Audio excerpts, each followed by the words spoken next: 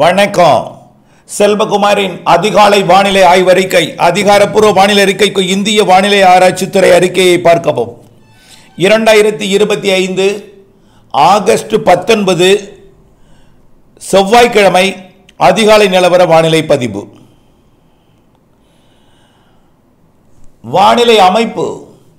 நேற்று மாலை வங்கக்கடலில் ஆந்திர ஒடிசா இடைப்பட்ட பகுதியில் உருவாகியிருந்த தீவிர தாழ்வு பகுதி காற்றழுத்த தாழ்வு மண்டலமாக தீவிரமடைந்தது அறிவித்தது நினைவிருக்கலாம். அது நேற்று நள்ளிரவிலிருந்து கரை கடக்க தொடங்கி இருக்கிறது. ஒடிசா மாநிலம் கோபால்பூர் அருகே, கோபால்பூருக்கு தெற்கு புறமாக ஒடிசா கரையை கடந்து கொண்டிருக்கிறது. நேற்றைக்கு இரவே அனைத்து வங்கக்கடலோர துறைமுகங்களிலெல்லாம் 1ஆம் எண் புயல் எச்சரிக்கை கூண்டு ஏற்றப்பட்டிருக்கும். காரணம், கடலிலே மண்டலம் இருக்கின்ற காரணத்தினாலே. இப்பொழுது அது கரை கடந்து கொண்டிருக்கிறது. மழைப்பொழிவை பொறுத்த வரைக்கும் நேற்றைக்கு தமிழ்நாட்டிலே அதிகபட்சமாக அவலாஞ்சியில் 91 மில்லிமீட்டர், நேற்றைக்கு மாலை 4 மணி வரைக்கும் 74 பெய்திருந்தது. அதற்கப்புறம் 2 சென்டிமீட்டர் தான் பெய்திருக்கு. தீவிரம் குறையும் என்று எதிர்பார்த்தோம், குறைந்து விட்டது. ஆனால் நேற்றைக்கு இரவு வரைக்கும் கொஞ்சம் தொடரும் என்று எதிர்பார்த்தோம். நேற்று இரவே நின்று விட்டது மழை. நேற்று இரவே கரை கடக்க தொடங்கியதன் காரணமாக 19ஆம் தேதி இன்றைக்கு தான் கரை கடக்க வேண்டும். ஆனால் நேற்றைக்கு 18ஆம் தேதி இரவே கரை கடக்க தொடங்கியதன் காரணமாக காற்று திசை மாறியது, ஈர்ப்பு சக்தி குறைந்தது, செயலிழந்து கொண்டிருக்கிறது. மண்டலம் என்பது வெல் மார்க்டு லோ பிரஷராக, அதாவது தீவிர தாழ்வாக, நன்கமைந்த காற்றழுத்த தாழ்வு பகுதியாக செயலிழந்து உள்ளே நகர்ந்து கொண்டிருக்கிறது. அது ஒடிசா சத்தீஸ்கர் வழியாக மகாராஷ்டிரா வழியாக குஜராத் பகுதியை நோக்கி நகரும். ஏற்கனவே குஜராத் பகுதியில் ஒரு நிகழ்வு இருக்கிறது. ஏற்கனவே பிரிந்து சென்ற ஒரு தாழ்வு பகுதி நினைவிருக்கலாம். அது குஜராத்தை அடைந்து குஜராத்தின் தெற்கு கரையோரத்தில் தீவிர ஒரு தாழ்வாக, அதாவது ஒரு வெல் மார்க்டு லோ பிரஷராக தீவிரமடைந்து நீடிக்கிறது. ஆக 2 வெல் மார்க்டு லோ பிரஷர், ஒன்று குஜராத் கரையோரம், மற்றொன்று ஒடிசா கரையோரம். ஒடிசா கரையிலிருந்து தரையேறி நகர்ந்து கொண்டிருக்கிறது. மண்டலம் என்பது செயலிழந்து கொண்டிருக்கிறது. நேற்றைக்கு நீலகிரி மாவட்டத்தில் மாலை வரைக்கும் 74 மில்லிமீட்டர் பெய்த மழை நிலையில், அதற்கப்புறம் 20 மில்லிமீட்டர் பெய்து 91 மில்லிமீட்டர் அவலாஞ்சி எட்டி பிடித்திருக்கிறது. பந்தலூர் தாலுக்கா அலுவலகம் 77 millimetre, Naduvattam 76 millimetre, Upper Bhavani 54 millimetre, Upper Gudalur 41 millimetre, Gudalur Bazaar 39 millimetre, மேலும் ஹரிசன் மலையாளம் லிமிடெட் செருமுல்லி, அதாவது பந்தலூர் தான் 32 millimetre, Devala 28 millimetre, Glen Morgan 25 millimetre, Emerald 24 millimetre, Parwood 19 millimetre, Kundah Bridge 17 millimetre, Udhagamandalam 17 millimetre, Ketti 16 millimetre, Wood Briar Estate 15 millimetre என்று மழைப்பொழிவுகள். மேலும் நேற்றைக்கு வட உள் மாவட்ட பகுதிகளில் ஆங்காங்கே தொடங்கிய மழை திருப்பத்தூர், வேலூர், ராணிப்பேட்டை மற்றும் திருவண்ணாமலை மாவட்டங்களில் பொழிந்து, கிருஷ்ணகிரி மாவட்டங்களில் பொழிந்து ஆந்திர பிரதேசம் பகுதியை நோக்கி விலகி சென்றது. நேற்றைக்கு பெரிய அளவிலே மழை இல்லை. நேற்று இரவு நின்றது உடுமலைப்பேட்டை முக்கோணம் மழை. அதே போல அப்பாஜி கவுண்டர் பகுதியிலும் நின்றிருக்கும், சமத்தூர் உள்ளிட்ட பொள்ளாச்சி தெற்கு பகுதியிலும் நின்றிருக்கும். அதே போல கன்னியாகுமரி முதல் நீலகிரி வரைக்கும் இன்றிலிருந்து ஒரு 4 நாட்களுக்கு தென்மேற்கு பருவமழை தீவிரம் குறைந்திருக்கும். காரணம், இந்த நிகழ்வு ஒடிசா நோக்கி பயணித்துக் கொண்டிருக்கிற காரணத்தினாலே. ஒடிசா நோக்கி ஏற்கனவே 50%, குஜராத் நோக்கி பயணித்துக் கொண்டிருக்கிற காரணத்தினாலே, ஒடிசாவிலிருந்து குஜராத் நோக்கி பயணித்துக் கொண்டிருக்கக்கூடிய இந்த நிகழ்வு தற்பொழுது குஜராத் பகுதியில் ஏற்கனவே ஒரு நிகழ்வு நீடித்துக் கொண்டிருக்கிற நிலையில் இந்த நிகழ்வும் அங்கே போய் ஒன்றிணைந்து காற்றழுத்த தாழ்வு மண்டலமாக தீவிரமடையும் என்று எதிர்பார்க்கப்படுகிறது. ஆகவே இந்த மாத இறுதி நாட்களாம் 29, 30, 31ஆம் தேதி வாக்கில் குஜராத் கரையோரம் ஒரு காற்றழுத்த தாழ்வு மண்டலம் நீடித்திருக்கும். இதனால் காற்று ஒட்டுமொத்தம் இந்த மாத இறுதி வரை திசை மாறியே இருக்கும். இந்த நிலையில் சூரியனின் குத்துக்கதிர் தமிழ்நாட்டிற்கு வந்திருக்கிற நிலையில் நேற்றைக்கு சென்னை உள்ளிட்ட பகுதிகளில் சூரியன் கூத்துக்கதிர் விழ இன்றைக்கு செங்கல்பட்டு, வரக்கூடிய நாட்களிலே புதுச்சேரி, கடலூர் மற்றும் மயிலாடுதுறை, நாகப்பட்டினம், திருவாரூர், தஞ்சாவூர், புதுக்கோட்டை, சிவகங்கை, ராமநாதபுரம், விருதுநகர், தூத்துக்குடி, திருநெல்வேலி என்று தெற்கு நோக்கி நகர்ந்து செப்டம்பர் 2ஆம் தேதி குமரி முனையை அடைந்து செப்டம்பர் 2க்கு மேல் குமரி கடலிலே பயணித்து செப்டம்பர் 21ஆம் தேதி நிலநடுக்கோட்டை அடைய போகிற காரணத்தினாலே தமிழ்நாட்டிலே வெப்பம் உயரும். தென்மேற்கு பருவமழை இருந்தால், தென்மேற்கு பருவமழை கேரளாவிலும் மேற்கு தொடர்ச்சி மலைப்பகுதிகளிலும் பொழிந்தால் அங்கிருந்து வரக்கூடிய காற்று கொஞ்சம் குளிர்ச்சியாக இருக்கும்.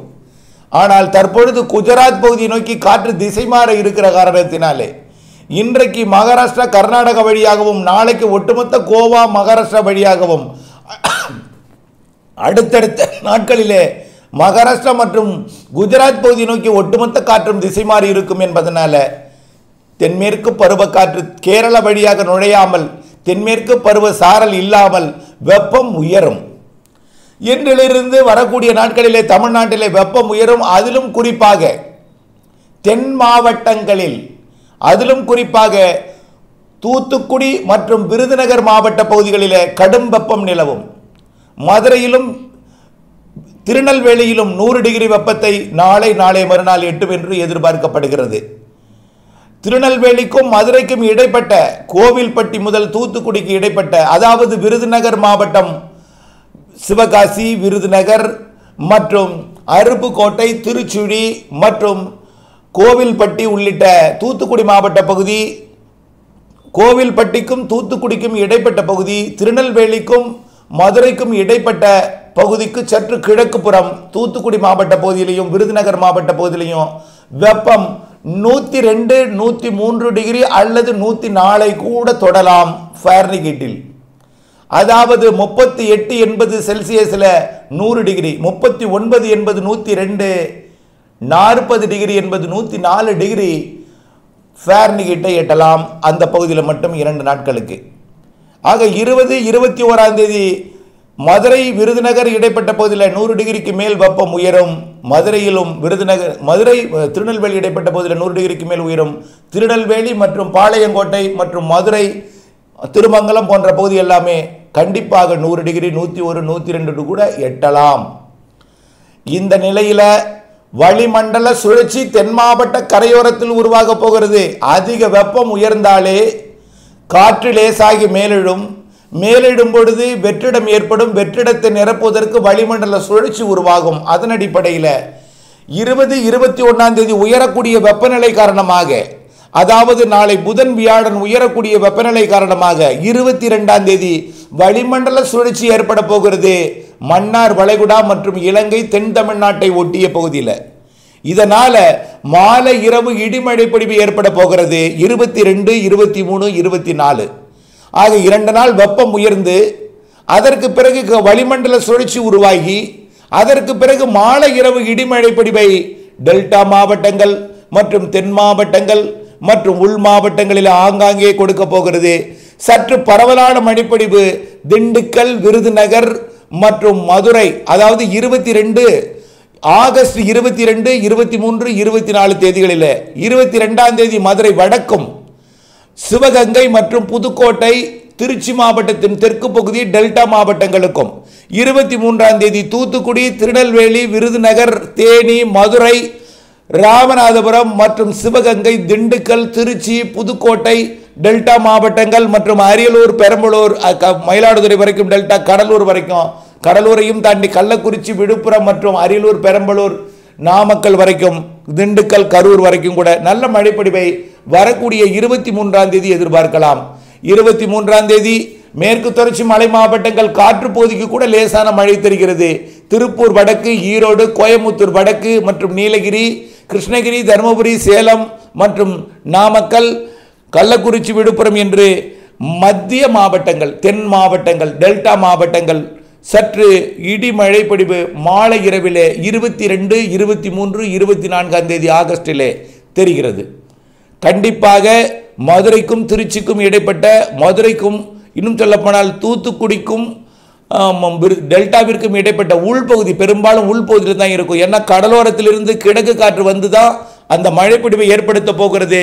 அதனால தூத்துக்குடியை விட கோவில்பட்டி, விருதுநகர், சாத்தூர், வெம்பக்கோட்டை மற்றும் அருப்புக்கோட்டை, திருச்சுழி, ராமநாதபுரம் மாவட்டம் உள்பகுதி, மதுரை மாவட்டம் அதாவது பேரையூர், மதுரை மற்றும் திருமங்கலம் உள்ளிட்ட மேலூர் உள்ளிட்ட பகுதிகள், உசிலம்பட்டி உள்ளிட்ட பகுதிகள், கொடைக்கானல் மலைப்பகுதி மற்றும் அப்படியே துவரங்குறிச்சி, பொன்னமராவதி, சிவகங்கை மாவட்டத்தோட சிவகங்கை மற்றும் காளையார் கோவில், தேவக்கோட்டை, புதுக்கோட்டை, ஆலங்குடி, திருச்சி மாவட்டத்தோட மணப்பாறை பகுதி, திண்டுக்கல் மாவட்டம் திண்டுக்கல் மற்றும் ஒட்டஞ்சத்திரம் பகுதிக்கும் அந்த நாளிலே மழை வாய்ப்பு தெரிகிறது. திருச்சி மாநகரத்திற்கும் டெல்டாவின் பல்வேறு பகுதிகளுக்கும் 22, 23, 24 ஏதேனும் ஒரு நாளாவது நல்ல மழைப்பொழிவை மாலை இரவிலே இடியுடன் கூடிய மழைப்பொழிவை கொடுக்கும். அதற்கு பிறகு அந்த வளிமண்டல சுழற்சி சற்று செயலிழந்த வடிவிலே வங்கக்கடலிலே நீடிக்கும். மாத இறுதியிலே மீண்டும் வலிமை பெற்று ஒரு காற்றழுத்த தாழ்வு நிலையாக கீழடுக்கு சுழற்சியாக தமிழ்நாட்டின் கடலோரத்திற்கு நெருக்கமாக வந்து 29, 30, 31ஆம் தேதியில மீண்டும் மழைப்பொழிவை கொடுக்கும். ஆக 22, 23, 24, 25, 26, 27, 28 தீவிரம் குறைந்த ஆங்காங்கே ஒரு சில இடங்களில் மட்டும் மழைப்பொழிவை கொடுத்து கொண்டிருக்கும். மீண்டும் 29, 30, 31 மற்றும் செப்டம்பர் 1, 2, 3, 4, 5, 7ஆம் தேதி வரைக்கும் வளிமண்டல சுழற்சி வெப்பச்சலனம் காரணமாக மழை இருக்கும். அதுவரை காற்று திசை மாறி இருக்கும். இந்த வெப்பம் உயர்வு காரணமாக இந்த செப்டம்பர் 2ஆம் தேதி வரைக்கும் வெப்பம் உயர்ந்து வங்கக்கடலிலும் வெப்பத்தை உயர்த்தி வங்கக்கடலில் காற்று சுழற்சியை ஏற்படுத்தி செப்டம்பர் 8 அடுத்தடுத்த நிகழ்வுகளை வங்கக்கடலில் உருவாக்கி ஆந்திர பிரதேச கரைக்கு வழி அனுப்பும். இதன் காரணமாக செப்டம்பர் 8 உச்சபட்ச தென்மேற்கு பருவமழை கேரளா, கர்நாடகா உள்ளிட்ட தென் மாநிலங்களுக்கும் தமிழ்நாட்டிற்கும் வளிமண்டல சுழற்சி இணைப்பை பெற்றுக்கொண்டு நல்ல மழைப்பொழிவை கொடுக்க இருக்கிறது. இது தொடர்பான விரிவான அறிக்கையை அடுத்ததாக சமர்ப்பிக்கிறேன். இணைந்திருந்து, அறிந்திருந்து, புரிந்திருந்து திட்டமிட்ட பணி செய்து லாபமடைய அன்போடு கேட்டுக்கொள்கிறேன். வானிலை அறிக்கைக்குள் இணைந்திருந்து வானிலை அறிந்து விவசாயம் செய்வது உங்களுடைய கடமை. உங்கள் லாபத்திற்கான அறிக்கை இது. மழை தூறல் விழுந்ததும் அவசரமாக தங்களுடைய பணியை மாற்றி அமைக்க வேண்டாம். நீண்டகால அறிக்கை முதல் தினசரி அறிக்கை வரை பார்த்து தினசரி ஒரு 5 நிமிடமாவது வானிலைக்காக செலவு செய்து திட்டமிட்ட வேளாண்மை மற்றும் இதர பணிகளை செய்து லாபமடைய கேட்டுக்கொள்கிறேன். இணைந்தே இருங்கள் அப்டேட்ஸுடன். நன்றி.